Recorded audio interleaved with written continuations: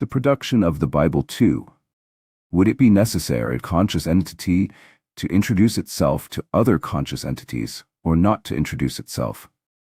Knowing that the conscious entity must have a consciousness superior to all consciousnesses in order to be able to sustain these consciousnesses, then the improvement of consciousnesses lies in uniting with the superior consciousness.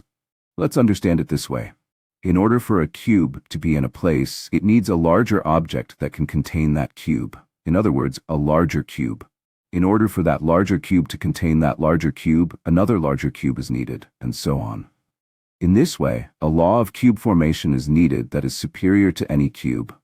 A point needs a space that supports a point. A line supports a point because a line has an infinite number of points, but a point cannot support a line.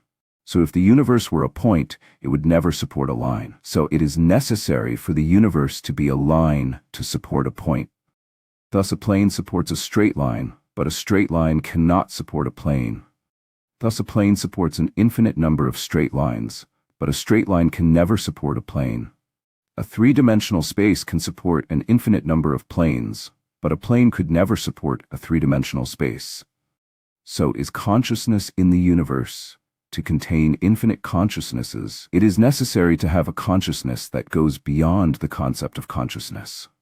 Therefore, it is mandatory to have a consciousness that can support controlling all consciousnesses, but no consciousness can control the higher consciousness. In this way, we are obliged to have a higher consciousness. This is the only way for there to be consciousness in the universe. So if there is consciousness, then we are obliged to have a higher consciousness. Search for knowledge now. Mathematics, physics, archaeology, education, health, metaphysics, and much more. Go to Reformadores da Saúde and be surprised by the huge collection and many new features. Reformadores da Saúde, reforming health with love.